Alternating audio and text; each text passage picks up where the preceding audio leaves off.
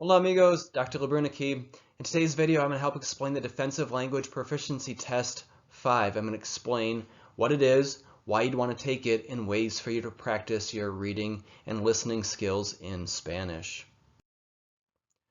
Okay, so why would you want to take it? Well, you can earn more money every single month. So you want to check in the comment section below. I'm going to put a link to the Department of Defense information page. But you need to get at least a 2 or better on both the listening and the reading. If you can do that, you can get a monthly bonus on your paycheck. So definitely it's going to be worth something you're going to want to do. Okay, so what is it? There's actually 2 tests that you can take. There's a low range and a high range, so I'm going to explain that a little bit more. And it's just practicing your listening and reading skills. And there's multiple choice questions. And each of the 2 tests takes 3 hours. 3 hours of listening, 3 hours of reading. You can get a break during the listening section, a break during the reading section. And you don't have to take the 2 tests at the same time. You can take them at different days. But those are the 2 tests that make up the DLPT5. Okay, so typically in education, we use the ACTFL, American Council of Teaching Foreign Languages, proficiency levels that goes from a novice to superior. But obviously the military is going to use a different system, their own system, and so you need to score at least a level 2, a 2+3 or above to get increase in pay for being bilingual.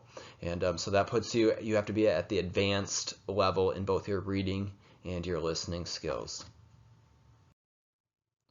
Okay, so on the low range test, the scores range from 0 to 3. And again, you're looking for a score of at least 2.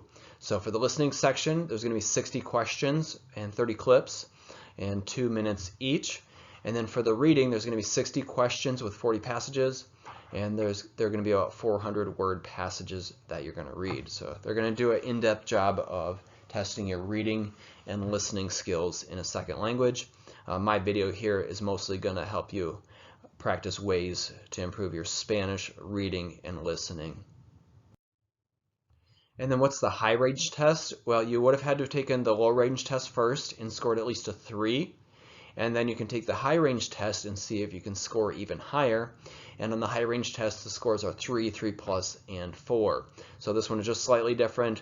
There's 36 questions with 14 passages that are 3 minutes each for the listening.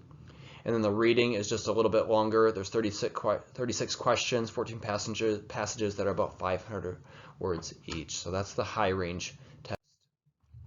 Okay, so what are some ways that you can practice reading in Spanish? There's this website that I like to use called the nationalspanishexam.org. And I'll put a link in the comment section below, but you click on exam preparation, past exams, and then there's a reading and a listening section. You can also practice vocabulary and grammar as well. Also like to practice reading, obviously, Spanish books if you have them at the library. Even children's books, you can read to your children or read them on your own. There might be some that you recognize from when you were a child, but there's going to be some vocabulary in there maybe you're not familiar with. And also the pictures correspond to what you're reading. That can be a way to help you as well. Magazines are a good way to practice because they've got short articles that might be similar to what you're going to see on the test. And also I like to take a look at the advertisements because again they give you a picture and there's a short phrase and you can learn vocabulary that way. I'm also reading online newspapers, elpais.com, nacion.com, croi.com. And as you're reading them, you can ask yourself the questions who, what, when, where, why, how, and also be looking for new vocab words as you're reading. So the helpful hint here is, as you're reading these items, create a list of words that you're learning, look up what is the definition, and then study that list because reading comprehension comes down to about 90% vocabulary knowledge. So the more words you know, the better you're going to be at reading, the better you're going to do on this test. Right, up next we've got some ways to practice listening. There's another site that I like to use called SpanishListening.org, and on this site you can select different levels and you can select speakers from around the Spanish-speaking world, and they answer short questions. They speak for about 30 seconds to a minute, and then you can also quiz. They also give you a quiz where you can practice as well. Spanish music, you can put it on the background while you're studying or working on something, or you can watch a video and look at the lyrics or look at Spanish songs and English songs that correspond. Also, movies in Spanish, you're going to be watching movies anyways. Why not set it onto Spanish audio, Spanish subtitles, practice that way. Immerse yourself. Maybe you have the chance to travel someplace. Well, practice using your language skills when you go to different places, or even here in the US, you can practice at different places, a restaurant, church, things like that.